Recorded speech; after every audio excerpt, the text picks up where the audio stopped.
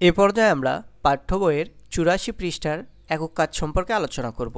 আমাদের বলা হচ্ছে যদি পি অফ এক্স সমান এত হয় তবে P of 0, P of 1, P of -1, P of 2 এবং পি অফ হাফের মান বের করো। তো আমরা একটা কথা দেখি, আমাদের দেয়া আছে পি অফ এক্স সমান 5x³ - 3x + 1। আপনি যদি বলেন যে পি অফ 5 সমান কত, তো আপনি আসলে কাজটা করলেন কি, আপনি বাম পাশে এক্সের জায়গায় 5 বসিয়েছেন। তো আপনাকে কাজ করতে হবে ডান পাশে যেখানে যেখানে এক্স পাবেন সেখানে সেখানে এক্সের জায়গায় 5 বসিয়ে দেবেন। অর্থাৎ বাম পাশে আমরা এক্সের জায়গায় যে মান বসাবো ডান পাশেও আমরা এক্সের জায়গায় একই মান বসাবো।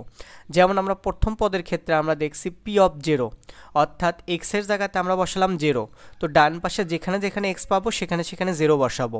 আবার পরেরটাতে আছে পি অফ 1, তো বাম পাশে যদি আমরা এক্সের জায়গায় 1 বসাই, ডান পাশেও আমরা যেখানে যেখানে এক্স পাবো সেখানে সেখানে 1 বসাবো। অনুরূপভাবে -1 বসাবো, অনুরূপভাবে 2 বসাবো, অনুরূপভাবে আমরা হাফ বসাবো। তো আমরা ম্যাথের সলভে আসি, আমরা লিখতে পারি পি অফ এক্স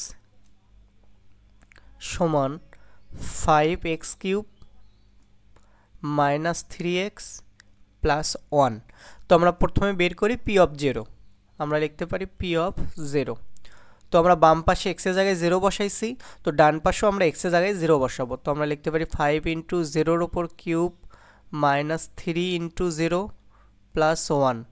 তো এখান থেকে আমরা লিখতে পারি 0কে কিউব করলে আমরা পাই 0, তো 0-র সাথে যদি 5 গুণ করি আমরা পাবো 0, 0-র সাথে যদি 3 গুণ করি সেক্ষেত্রে আমরা পাবো 0, তাহলে আমাদের থেকে যায় +1, অর্থাৎ পুরোটুকু মিলে আমরা পাবো 1 পাবো।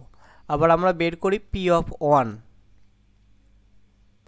এক্ষেত্রে আমরা দেখি এক্সের জায়গায় আমরা বসাইছি 1, তো আমরা ডান পাশেও এক্সের জায়গাতে 1 বসাবো। তো আমরা লিখতে পারি 5 × 1-এর ওপর কিউব -3 × 1 + 1।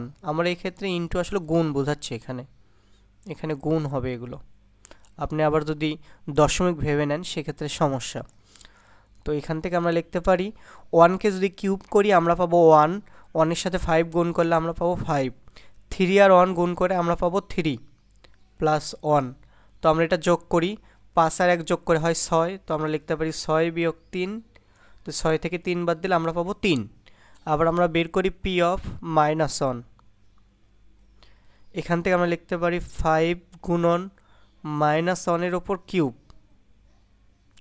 -3 গুণন -1 + 1। এখান থেকে আমরা বলতে পারি -1কে যদি আমরা কিউব করি সেক্ষেত্রে আমরা -1ই পাবো, তো -1-এর সাথে যদি 5কে আমরা গুণ করি সেক্ষেত্রে আমরা পাবো -5। এখানে -1 আর এখানে -3, এই দুটো গুণ করলে আমরা পাবো +3, আর শেষে আমাদের আছে +1।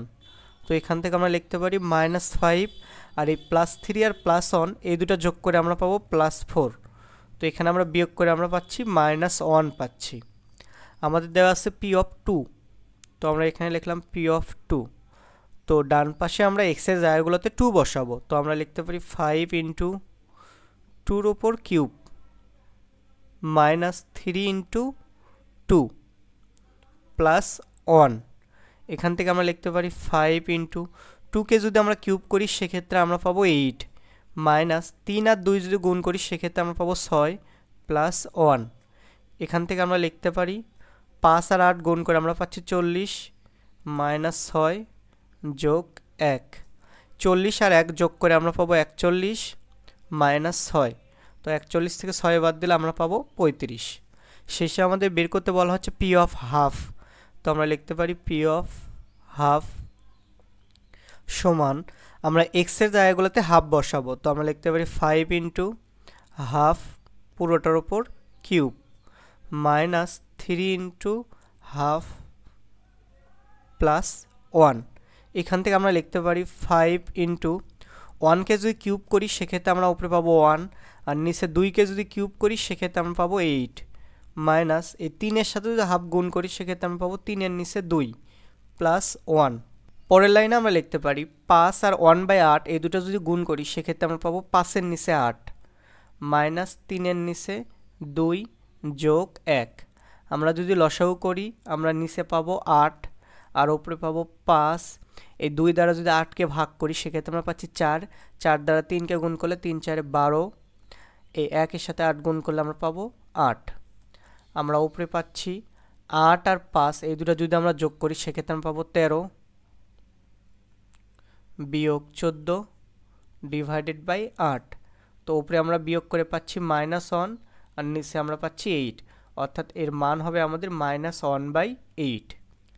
এটি হচ্ছে আমাদের পি অফ 0-র মান, এটি হচ্ছে আমাদের পি অফ 1-এর মান, এটি হচ্ছে আমাদের পি অফ -1, এটি হচ্ছে আমাদের পি অফ 2 এবং এটি হচ্ছে আমাদের পি অফ হাফের মান। আশা করছি এই ক্ষেত্রে কোনো সমস্যা নেই।